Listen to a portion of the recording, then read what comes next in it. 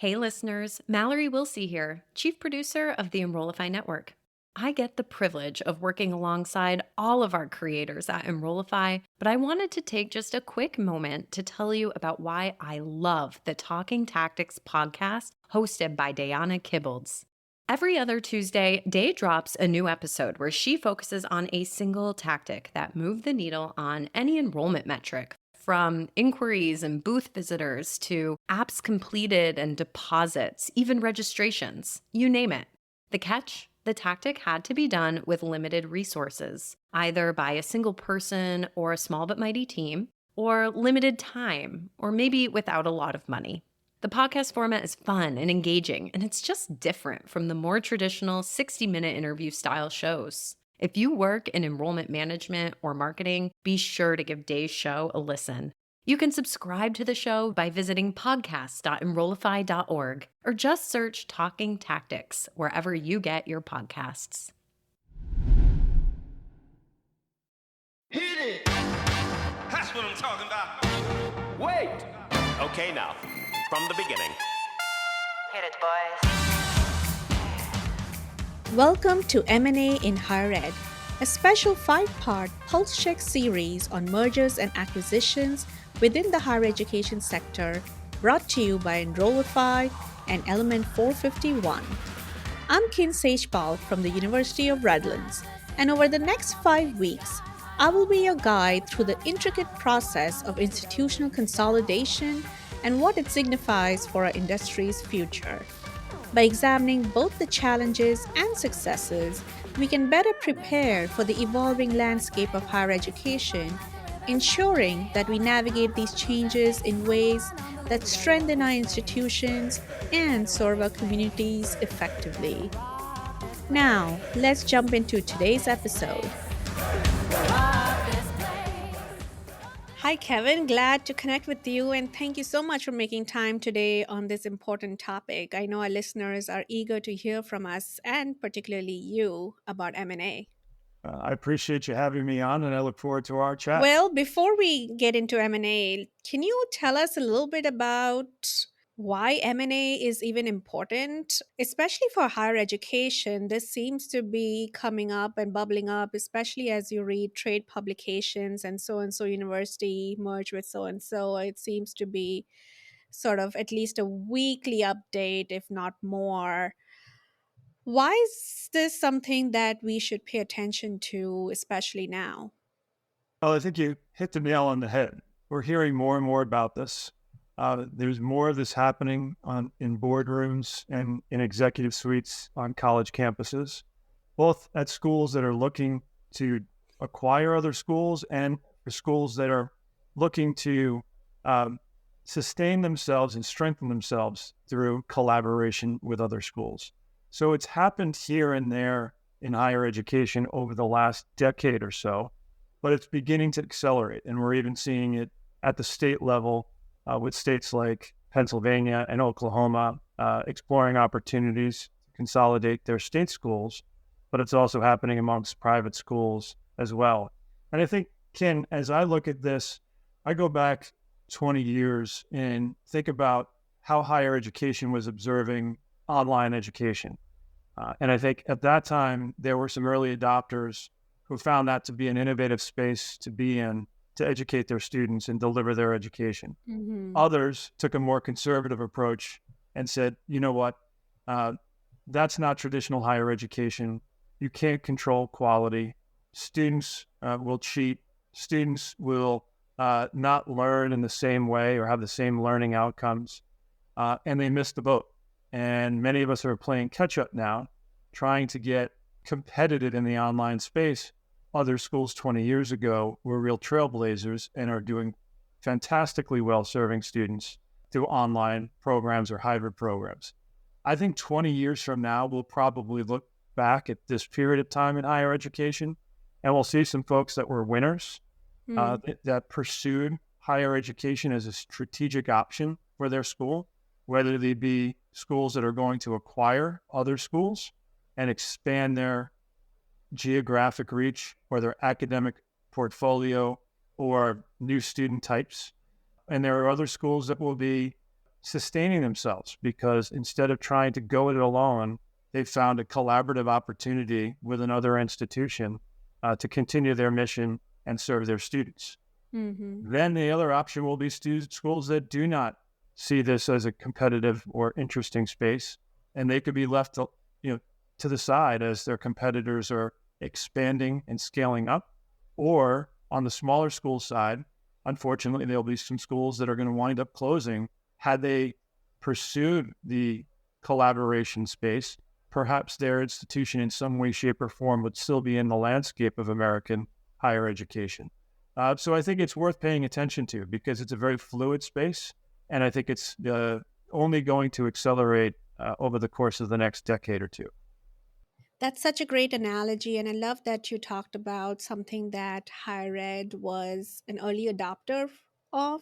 And then some of the institutions that did adopt it early were winners, and those who waited are trying to play catch up. So in online education, that's precisely what happened. And now it seems like every institution has some variation of online education. The other reason why I really like the analogy is because, like online education, M&A can be a strategy to pursue. It doesn't have to be something that is reactive. It doesn't have to be something that people have to respond to. It can be part of your strategic plan, it can be part of your strategic growth plan, and that whether or not you are on the acquiring or the one getting acquired side of the equation, you have the control if you think about it soon enough before things get to a point where it's something that leaves you with no other options. You have the control and the power to pursue that sooner rather than later, so you have options for institutions that you want to merge with. You're 100% correct. This is something that could be pursued by every college with different goals and potentially different outcomes. And I do think as we get into this conversation, the proactivity is a key element to this because we'll discuss Hmm. it in greater detail, but time is a critical element in successful transactions. And waiting too late to either decide that you want to acquire institutions or waiting too long to realize that it's in your school's best interest to consider these collaborations, that's a critical factor. So the idea that people see this as an option, explore it, make the decision that it is or isn't for them, but to do that sooner rather than later, because you don't want to be in a situation in which you've let this opportunity, whatever it might be, pass you by. Hmm. You know, so I do agree with you that this is something that everybody should and can explore. It sounds like we have more to unpack there on the, how do you get ahead of it standpoint. Can you tell us a little bit about your trajectory from you started out in enrollment, so that was interesting, and to now consulting on M&A full time, which is, let's say, not a standard career trajectory we see very often in higher ed. So what prompted that, and how did that come to be? Uh, Well, you're right. At heart of heart, I am an enrollment person and have been an enrollment person for nearly 30 years. Uh, First job out of college was for my alma mater as an admissions and financial aid counselor. And over the course of nearly 30 years, I've now served as the chief enrollment officer at 5 different institutions. Uh, so knowing that this is the Enrollify podcast, and knowing that many people that will be listening will be enrollment people, I do think we're a unique segment of the industry that has a great opportunity in this M&A space because as enrollment managers, we really see the entire landscape of an institution. In any of these deals that I've been a part of, enrollment is a key factor. Students, academic programs, space, delivering education in different modalities. It all touches the enrollment folks.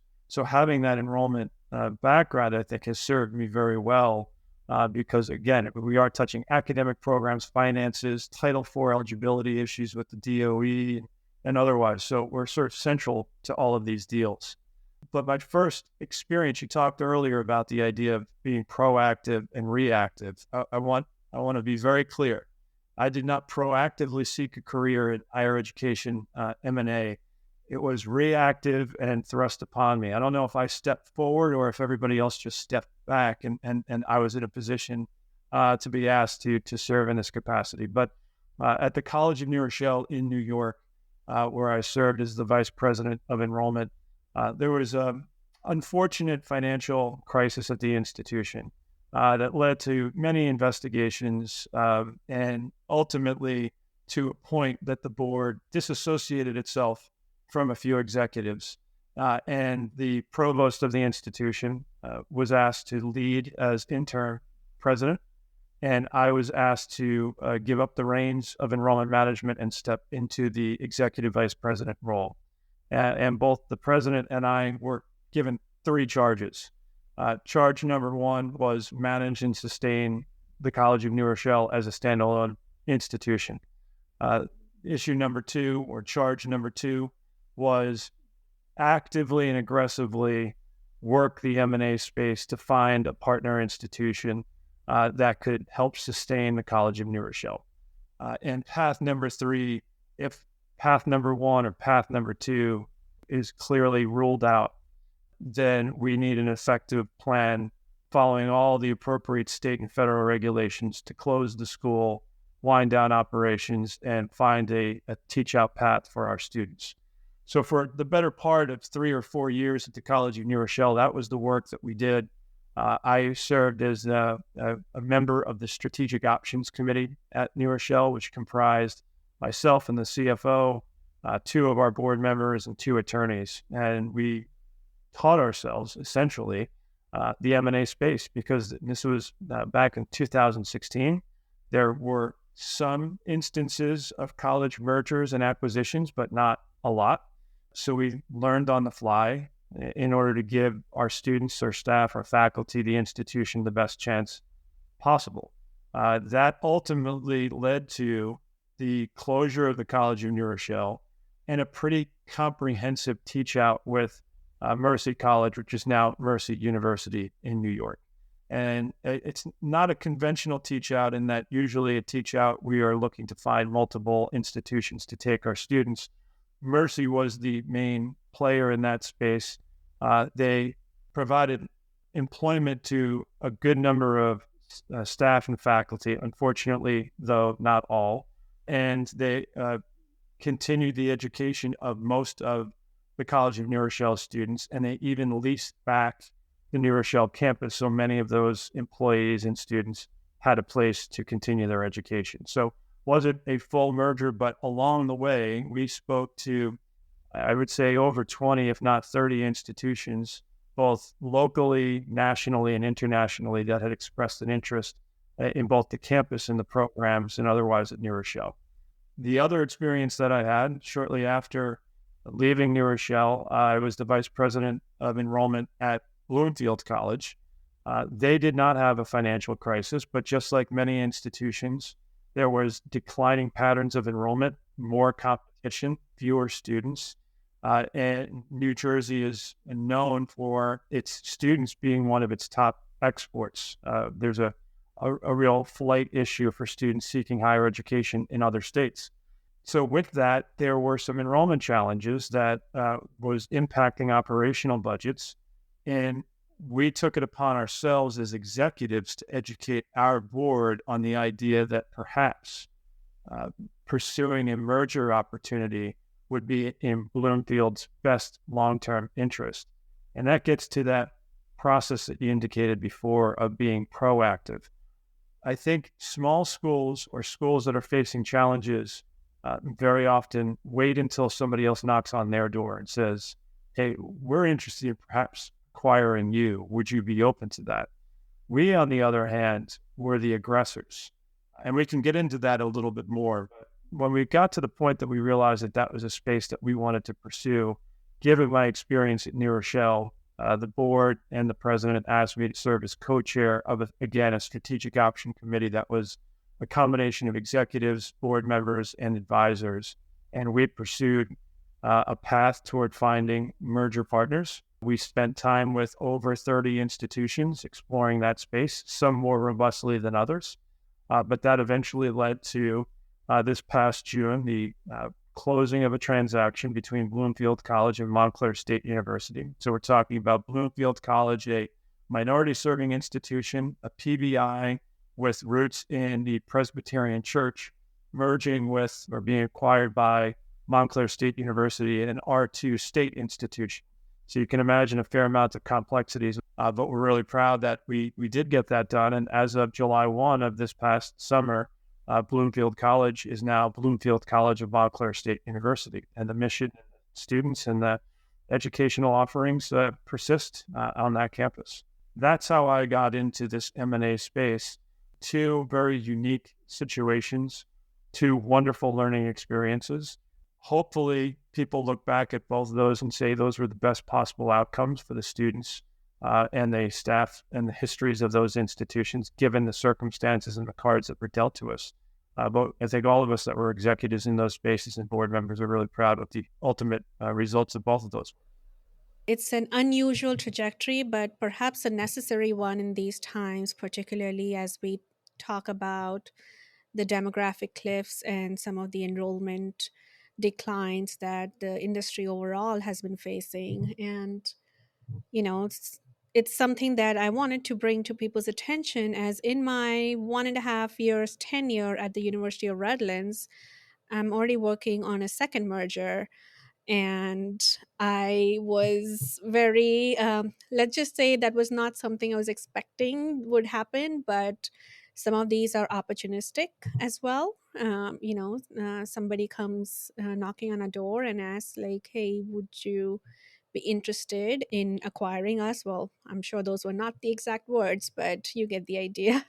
And here we are. So we on the tail end of Presidio Graduate School merging with us, and then in the very beginning stages of our merger with Woodbury University, where they will become part of University of Redlands. However, yeah, there isn't a playbook. They're right. Every institution is so different. Their needs are different. The impetus for why they have sought this out and why somebody else would be interested are different. So, now that you are a consultant, tell me a little bit about, why this is something that you've decided to do as a full-time gig. To your point, it's very interesting. I've done enrollment for 28 years, and perhaps at some point I will continue in the enrollment space. But I think this is as cutting edge as you can get as a higher ed administrator, as this swirl of external factors, demographics, public opinion on the value of higher education, corporate opinion on the value of higher education, access issues. I mean, the idea of strengthening institutions by bringing them together is relatively common in other industries. We've seen it in the airline industry, in the newspaper industry, media industry, and probably most notably in the last 25 years in the hospital and healthcare industry. So strengthening the institution through collaboration or acquisition, however you want to define it, because it all looks a little different depending on the transaction. And I think this is a new space for higher education.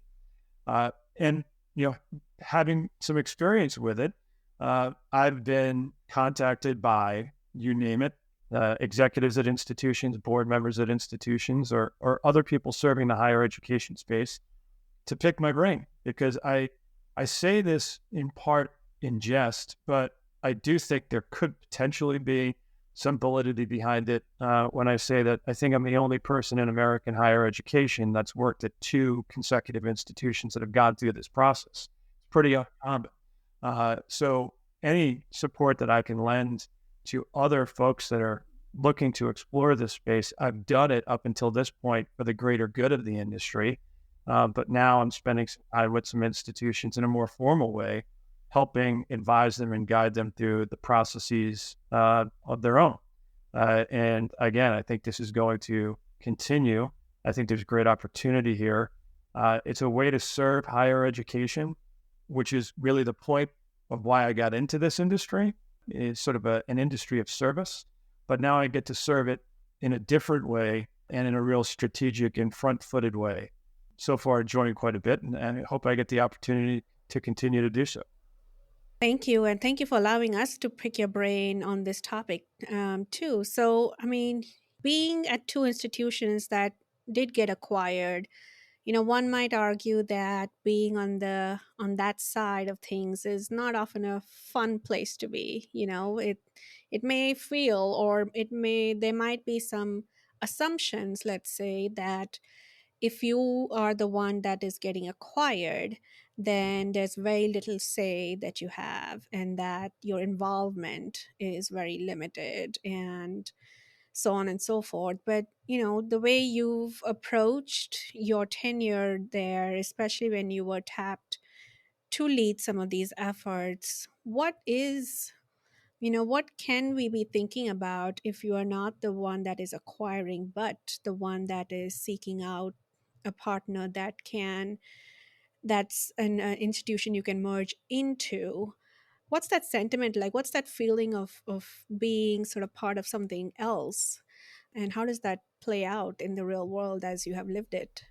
Well, I think you just nailed it. The real world. There's some conceptual approaches that we can take here to say that this is what a merger would look like, but actually living it and going through it and having to be on that campus on a day-to-day basis and running the institution while you're also pursuing these options, it's a challenge. It certainly is a challenge, and you can't remove human nature from the experience. But what I think was the North Star for both the board and the executives at New Rochelle, and the same at Bloomfield College, was we have to do what's in the best interest of our students. And if we pursue paths and make decisions and keep the students in the forefront of our conversations and our day-to-day deliberations, good things will then come from that. When you start getting selfish as opposed to selfless, I think that's where you can start running into some difficulty in these transactions, and also, in your own career and your own employment. It's not easy. It's easy to get distracted. You can get stressed, but if you have a plan and you've got good leadership and a good team and you've got purpose behind you and you stay communicative and you stay organized, it can make for a very positive outcome. And it's not all doom and gloom. I have not seen Bain Capital come into any institution and start chopping it up. Any institution that's interested in going down this path as being an acquirer is doing it from the same perspective as many of us, that they're there to serve. They come from the same cloth as any of us at the other school, and they want to find something that's successful in the service to the community that the institution serves. In terms of getting prepared and having as positive an outcome, it's something that you're going to hear me say. It's what you see in any of the literature, and it's what you're going to hear from other folks. And that is starting early enough, because the earlier an institution, especially if you're the institution that's going to be acquired, the sooner you start, the more time you have. It's probable that the more resources that you have from a financial perspective, and it allows you to bring time and money to the table that allows you to at least dictate some terms in the ultimate transaction. And when you can do that, I think that's how you get that positive outcome. These merger partners, these folks that are looking to acquire you, still need to run these campuses. And for forever or for at least through the interim time of the transaction.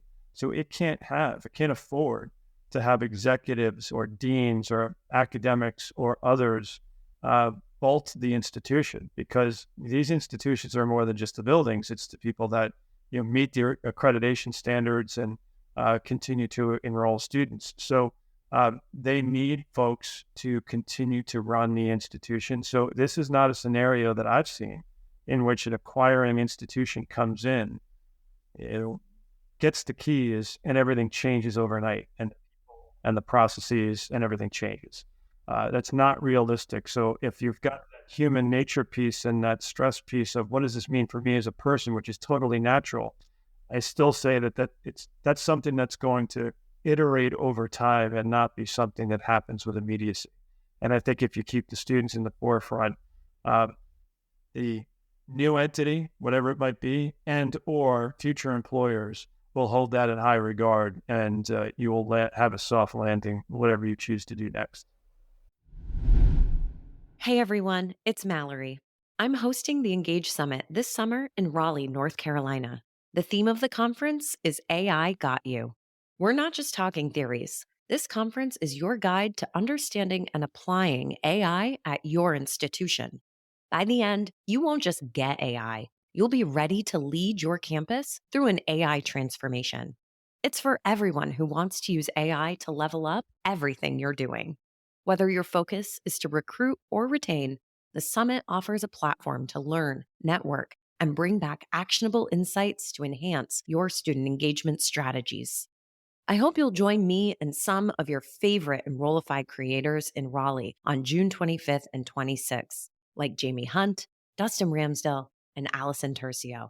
Use the discount code Enrollify50, and you can register for just $99. So join us at the Engage Summit this June. Learn more and register at engage.element451.com. We can't wait to see you there. Those are all such great points, Kevin, and each of those points can be unpacked and we could spend hours on it. But the most important takeaway for me and the listeners, and this should probably go without saying, but I want to make sure we say it anyway, is that students are really paramount in this whole process, right? As they should be. Any type of change, and M&A is a lot of change, can affect the student experience. And we need to all collectively ensure that both sides of the equation of acquisition, the acquiring and the one being acquired, the student experience, the student education, the services that they seek out are not disruptive. And then the other point of all of this that I wanted to call out was the faculty staff that work at a higher education institution, and they have bought into that mission and they are looking to serve their students. This is added responsibility in some cases. In some cases, maybe there is shifting of responsibilities, but nevertheless, it's work that perhaps, unlike corporates where they have dedicated M&A teams doing this type of work all day every day, perhaps they are seeking out these opportunities, they are mapping the whole flow, the process, getting us to the end state and getting them beyond the end state even. That's not something that you see too much in higher education. So that begs the question about those on the acquiring side of an M&A. Well, how much work is it? I mean, it's not that they can sit back and let this process ride out, because they are the ones acquiring and they have some decisions that they can make unilaterally. There's a lot that goes into it. Institutional reputation, for instance, is something that has to be managed even from the side of the acquiring institution. So talk a little bit more about the expectation of what an acquiring institution has and what they have to consider as they navigate the process. Yeah, 100%. I think every institution that chooses to pursue a path of either acquiring a school or being acquired, I think the first step is always to do a self-assessment and to know what you're hoping to get out of a potential transaction before you even, it doesn't matter what school you're thinking of acquiring or being acquired by. Think about what you're hoping to get out of the concept of M&A. Is it an enrollment play? Is it a real estate play? Is it a Hmm. geographic location? What are you hoping to accomplish here?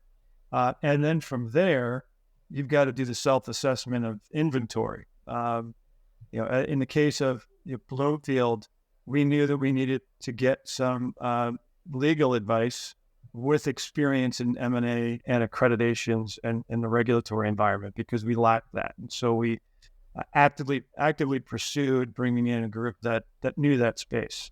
We also knew that we needed to improve. You mentioned communication. That communication is a critical piece of any of these deals, both what to communicate and what not to communicate, Hmm. when to communicate it, and to whom, and sequencing all of that, because you don't want your creditors to find out something that you're working on that has an impact on your accreditation standards from the newspaper. Similarly, you don't want your banking partners or bondholders to be left in the dark. And in some cases, your bond covenants or if it's publicly traded bonds, SEC rules require that they be notified in a certain timeline. So communication both to your internal people, again, students being the most important, but then faculty, staff, families, alumni, you can probably pretty quickly put together a list of the people internally that you have to communicate with. And then you have an external group of people that you've got to communicate. Your regional accreditor, the DOE, your state education office, your banking partners, local politicians, your board, again, alumni, they kind of straddle both internal and external. And that list can get pretty lengthy. And then Hmm. whenever you're at a decision point that you need to communicate, you have to figure out, what this piece of communication does to each group and what's the sequence to informing them. I think what we see in higher education mergers is that unlike corporate mergers where it's a very, very tight circle of people that often execute these deals, higher education tends to be a bit of a broader group because you do have your faculty, shared governance, you've got your accreditation groups, NCAA, you name it. There's a pretty broad group of people that need to give some approvals along the way and acquiesce.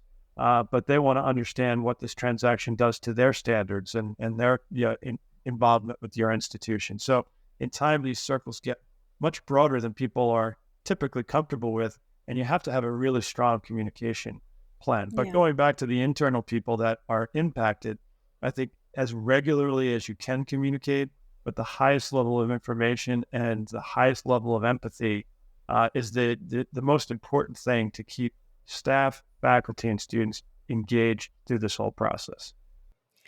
Yes, I mean that I'm glad you said that because especially we have a lot of listeners who are in the communications field, but I think they might be, while they understand, and I know I understand the importance of the communications functions, especially in M&A. I think a lot of institutions are not well resourced for doing internal communications in a very systematic, comprehensive manner, generally speaking, let alone during M&A work.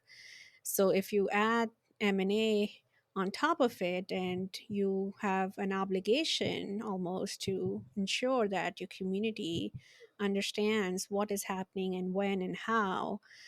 And especially, I mean on both sides of the spectrum, I would say, but if you're on the side that is being acquired, I think there is a lot of fear and trepidation about what the future could look like.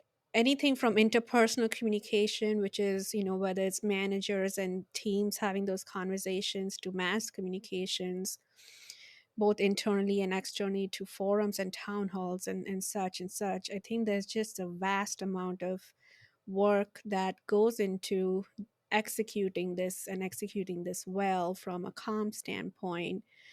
But let's talk a little bit about the acquiring side. So if you're in a position where you can acquire another institution, maybe there is a misplaced assumption or understanding that they call the shots. And there may be a level of complacency there, as to, here's how we want to do things. Obviously, there's a lot of stakeholders they have to include. I think that goes without saying in higher education, no matter what the initiative. I think the way higher education functions, there isn't that top down kind of decision making. It's a very collaborative process, and from governance standpoint, from really everything.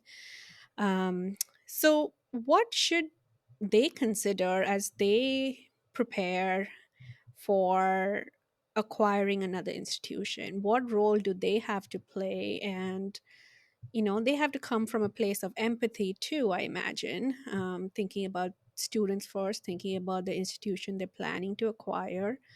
But can you talk a little bit about that? Yeah, I'm glad you brought that up because we were talking just a moment ago about some of that communication and otherwise of being on the side of being acquired.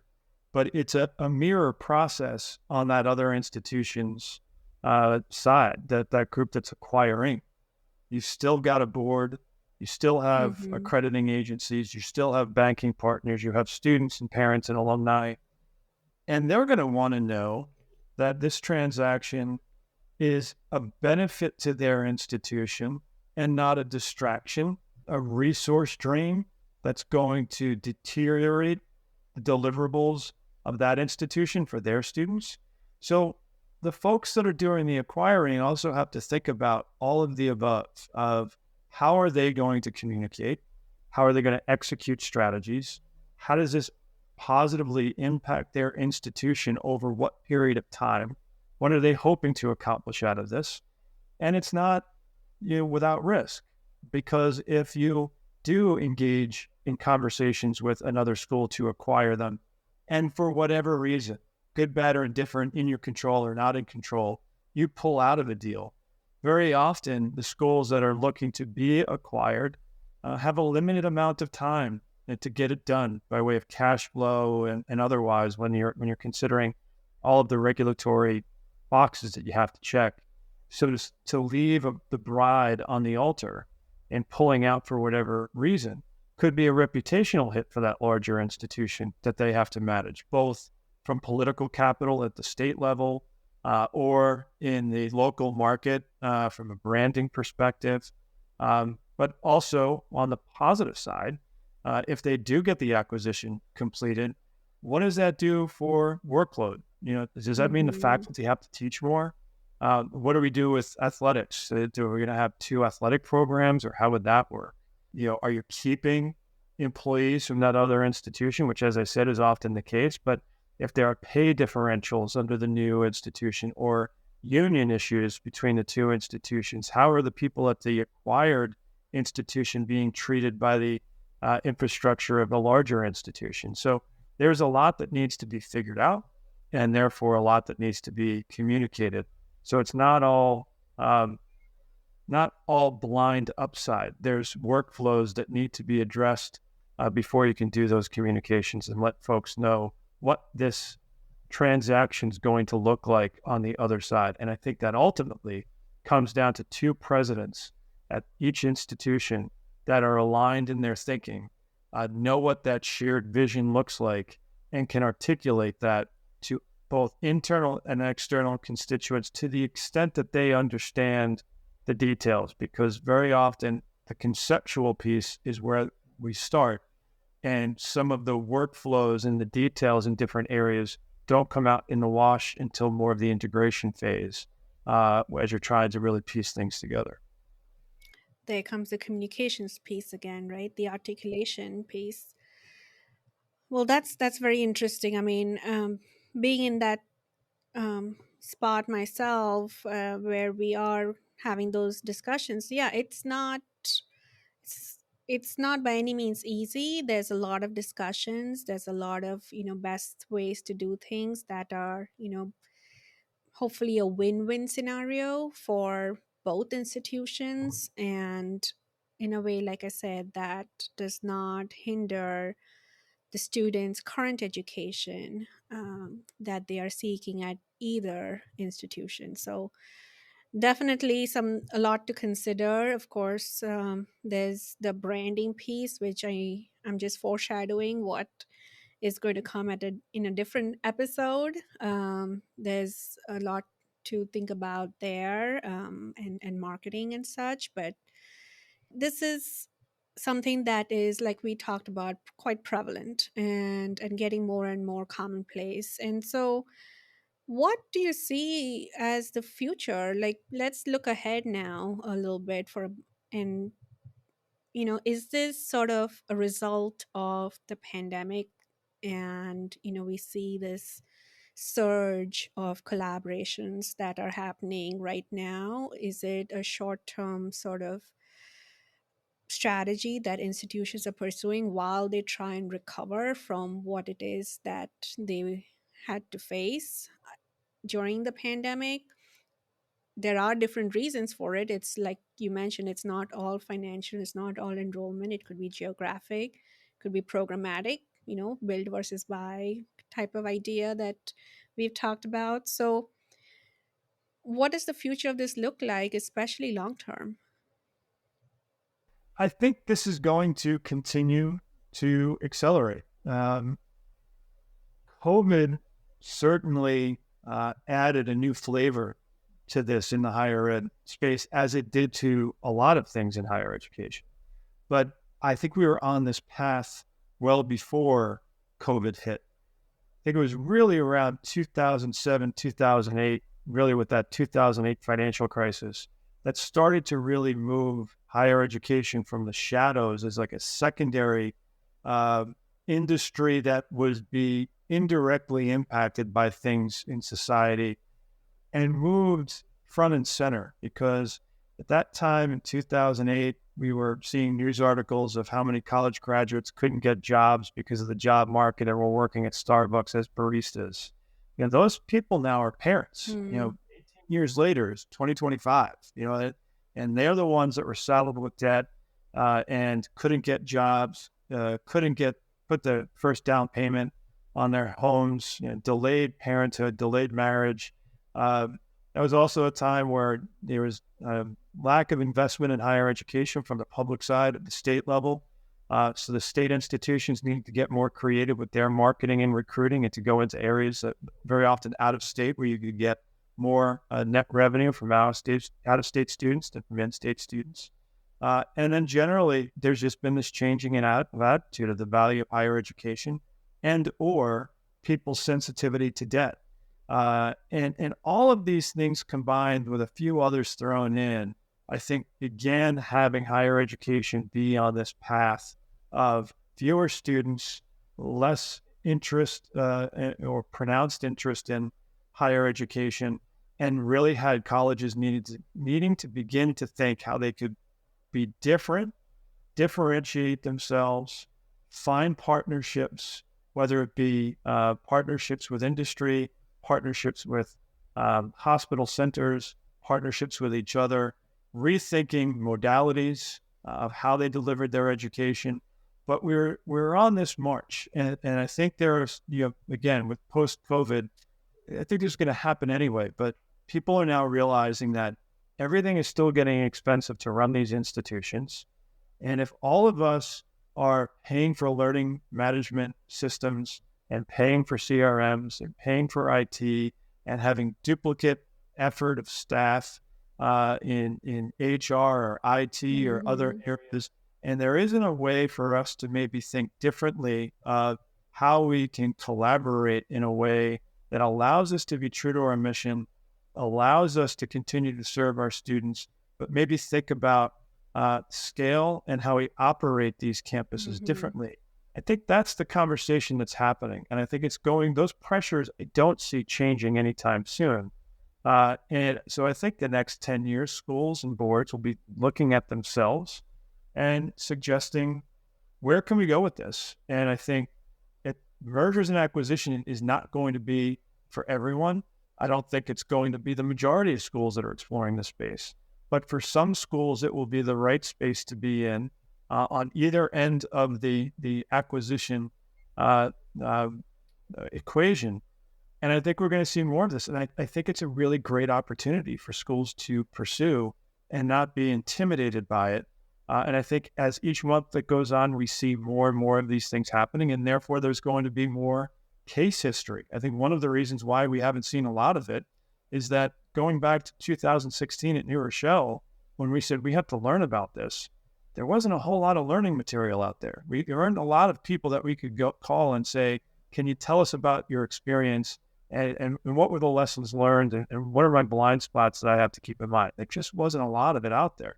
I think now there's more and more of it. And podcasts like this and all the articles that we're reading and other literature, conferences, and otherwise, people are more open to exploring this space.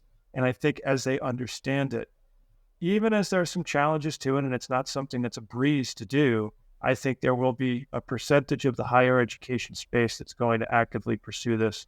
And we'll see more consolidation, some mergers, acquisitions, and maybe things we're not even thinking about just yet will come to the forefront. Yeah, the analogy I use often is, at an institution where you have different schools and colleges within the same entity, sometimes they operate in silos. Shockingly, not so much. But when you have leadership that are committed to bringing those economies of scale across those areas and unifying the brand, and all of these things that we do at a micro level, at an institutional level, how can we try and extrapolate that, albeit with some more complexities at at level where you have multiple institutions that also are trying to do the same thing, a couple of institutions that come together and are trying to find those same types of efficiencies, are trying to unify under the same types of differentiators. How do we just take that a step beyond our own institution and then combine efforts? It might be a more of a longer term game, obviously, because of the difference in culture and such.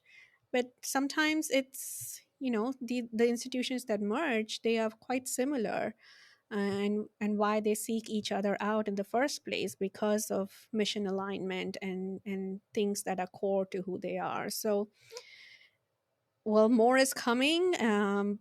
It sounds like, and I think Kevin's reminder about not being intimidated is a good one. I think it's just where the industry is moving, and the more we get prepared for it, the better we all can be for it, and the better the students will be for it, as they are the ones who are really, like we've talked about a few times already, at the forefront of any of the disruption that happens. So, with that, if people want to reach out to you and ask you questions or are looking for resources, Kevin, where can they find you?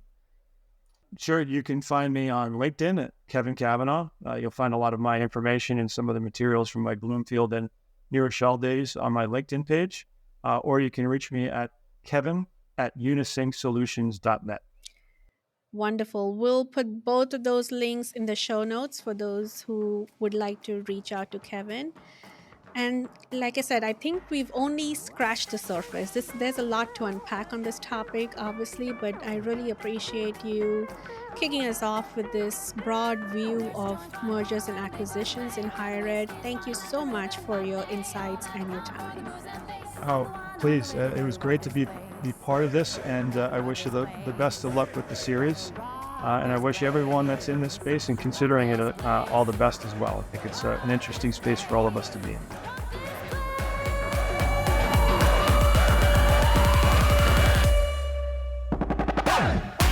This Pulse Check mini-series has been brought to you by Pathify.